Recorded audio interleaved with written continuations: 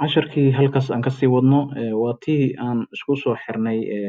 maaragtay IP addressyadina aan soo saxnay. Hadda waxaan geli doonaa si toos maaragtay maadaama ay labada IP address isqabsadeen. Waxaan samayn doonaa halkan ayaan waxaan ku qori doonaa eta kan ayaan dooran doonaa eta tuki bunutka halkaas oo maaragtay ayaan dooran doonaa meesha aad remote-ka aad ka samayn lahayd waa macnaha remote-ka meesha aad ka samayn lahayd halkaas aan ku dhufano. Marka waxaa noo saaran alasali waxaa laga wadaa macnaha ha ogolaanin hadda wax isku xiri karno maadaama calaamadan ay saaran tahay laakiin sali haddaan dhahno accept macnaha uu maaragtay si toos ayuu kugu xirayaa eta bot ahaan. Marka count aan leenahay okay aan leenahay hadda wuu ku xirmi karaa computer kale macnaha haddii laakiin calaamadaas ay saaran tahay kuma xirmi karo. Marka kow waa in aad soo saarta halkaas key 1 ayaan ku sameynay 2 ayaan tegi doonaa sidoo kale ayaan ku samayn doonaa waxaad tegaysaa halkan taskbar-ka sidoo kale eta tuki ayaa dooranaysaa eta tuki bunut ama remote ayaad dooran doontaa kadibna halkaas ayaa sali leedahay ama ogolow macnaha halkaas ayaad ku dhufan doontaa then waxaad dhihi doontaa okay. Marka hadda waxaa awood u leenahay labada computer inay isku xirmaan. Computerada waa in markaas settingska laga soo saxo si ay maaragtay connectionka ay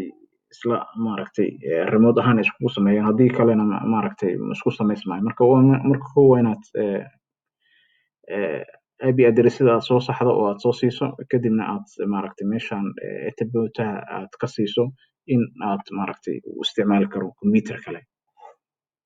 in lagu xirmi karo. Marka anoo computer 1 joogo hadda waa inaan kusoo xirmaa marka remote ayaad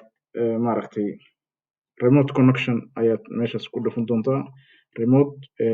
desktop connection like hadda finish ayuu noo yahay waa eta bota uhtos ayaan ku dhufan doonaa. Meeshan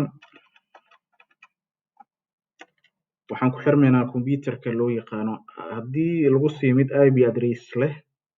tusaale ahaan IP address computer kale aad ku xirmayso IP addresska ku qoraysaa computerka noociisa laakiin aniga hadda IP address ku xirayna waxaan si toos ayaan magaca maadaama maaragtay magacii aan haysano ayaan wigis 2 computer 2 aan ku xiraynaa hadhowna computer 1 ayaan kusoo xiri doonaa hadduu ilaahdo. Marka udista leedahay udista maaragtay igu xir computerka hadduu si toos u lahayn maaragtay password si toos ayaad maaragtay u xirmaysaa laakiin haddii uu password la'aan yahay password ku xiran yahay passwordka waa inaad ku qorataa. Marka passwordkeena waa asinus maaragtay si toos ayuu noogu xirmaya. Aan kugu xiraya uu ku leeyahay computerka yes kulla igu xir saad u jeedaan nagu xiray si toos ayuu nagu xiray. Hadda marka kan ayaan ka bixin doonaa haddana 2 ayaan kusoo xirmaynaa anagoo 2 joogo marka kan aan xirno waa aragtay inaan ku xirnay